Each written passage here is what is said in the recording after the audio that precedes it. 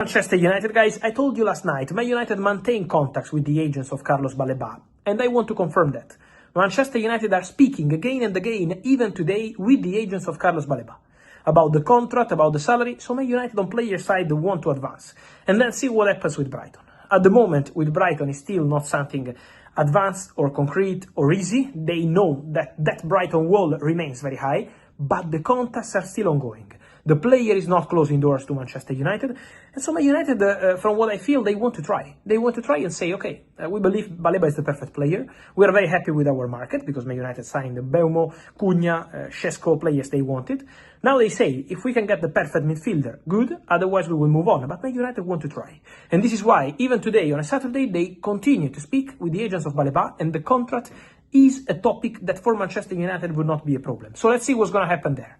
But for sure, it's an interesting situation to follow. Meanwhile, we have to respect Brighton and say that Brighton don't want to sell the player and will make Man United life in this deal very, very difficult. Manchester United introduced their new signings at Old Trafford. It's official: Benjamin Šeško, also Mbeumo, Cunha and Rojas, and Leon all together at the stadium at Old Trafford to say hi to Manchester United fans and to play Cunha and Mbeumo while Šeško wasn't ready to play yet. But the news coming out of Old Trafford is that Rasmus Højlund didn't play one single minute. And this is the message of the club. For Manchester United, Rasmus Højlund is a player available on the market. For Manchester United, Rasmus Højlund can leave immediately. For Manchester United, Højlund is available on loan. It's an initial loan and it's not a free loan. So let me explain. For Manchester United, the Højlund deal can happen. Loan, by option, not mandatory. Over 40 million euros, around 45. Loan fee around 6-7 million euros, salary covered. These are the conditions of the Rasmus Højlund deal for Manchester United. AC Milan have big interest in this deal. AC Milan already spoke to intermediaries to start the conversations. What's the point? Why the deal is not advanced at the final stages yet? Because Højlund, as of today, even after the game, still maintains the same position. He wants to stay at Man United, fight for his place and compete. We will see, guys, because obviously Man United will have to convince Højlund to go, and not playing him one single minute was probably a strong message to the player. But at the moment, still no green light to the move from Rasmus Højlund. So we will have to follow and see what happens with this situation, because Milan are there, but still the player side is needed. Today was a tough match. It was important for us to take out the feeling of playing Old Trafford out of the system. It was really good. I think we had some difficulty, especially in the beginning of the first half and the beginning of the second half. They have a lot of mobility, and we struggle to find the right moment to press. But then we controlled the game. I think we had a lack of fluidity in the game. We can do better, but I think it was a perfect game of preparation to show us that we need to improve in the different areas, that we are going to struggle in some moments. But sometimes we have players that can make a play and to elevate the stadium. Attacking set pieces seem really positive for you today as you went through the game. The delivery that you've now got from right-footed and left-footed players gives you a balance, doesn't it? I think that is the most important thing. Of course, you need to have good players to score goals, but the way we are kicking the ball give us a lot of chances to score. Loads of positive performances again, but Mason Mount in particular sort of shone today, didn't he? His work rate is unbelievable. It's unbelievable the way he works. I'm moving all the time from position. He knows all positions, but also the other guys. Was a good test to prepare the first game.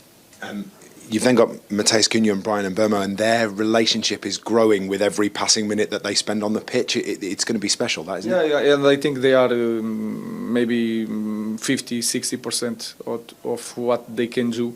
I think, like any other team, we are going to improve during the season, and they are going to be so much better. In some moments, I felt that we need, because of the one against one in all the pitch, we struggled without a reference as a striker. We have a new player, so we'll see.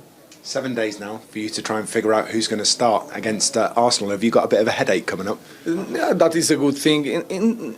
It's supposed to be like that, not like in last season that we have to struggle to put 11 players on the pitch. This is the normal thing. So I need to think, and they need to fight during the week, so they can change my mind. I have one idea, but they will change my mind during the week. What does training look like for the next 7 days now? It's going to be tough because we try to arrange a full week of training, so we will have 2 really strong sessions with time to work, and then we are going to break a little bit, and then 2 days to really think about the strategy for the game, and we'll be ready. Ruben, congratulations. Thank you. As you can see, Sue Smith has now joined me in the studio. Sue, great to see you. Great to have the new season back. Great to have you back. We're going to start with this man here, Sesko, signing for Manchester United. They've been after a big striker all summer. What do you make of what you know about Sesko? I think it's a good signing, and you can clearly see why a lot of clubs were after him. He's still young. He's obviously got a lot of potential and a lot of sort of, you know, growth within that ability that we've already seen. He's certainly got the physicality that you think could certainly perform in the Premier League. He's a real presence. You feel that, you know, if they want to play the ball into him, he can certainly hold the ball up and link play. He's also got pace to get in behind. We know that he's a goal scorer, but again, I think he can even get better with that. So you just feel with Manchester United's business, with those attacking players that they've already brought in with Premier League experience and quality, you're then adding a young player with a lot of potential to that. And it must be really exciting for Manchester United fans, because after such a poor season last year, a season where we know that they needed to add more goals and more creativity, you look at that front line now and you think, wow, this could be really exciting for Manchester United. Yeah, and I mean, obviously bringing in the likes of Mbeumo, we've seen them, they were introduced to the Old Trafford crowds at the start of the game. Do you think United fans, as you said, should be excited about what's ahead for this new season? I think so, and Ruben Amorim obviously came in mid-season. He didn't want to do that. He wanted a pre-season with his team. I think to change a style and a philosophy mid-season was always going to be difficult.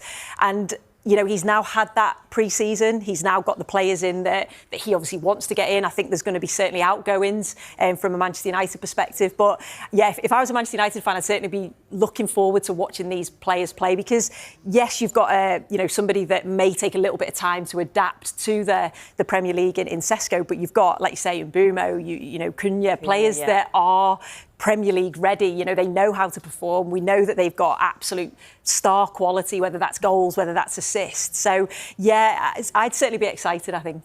Yeah.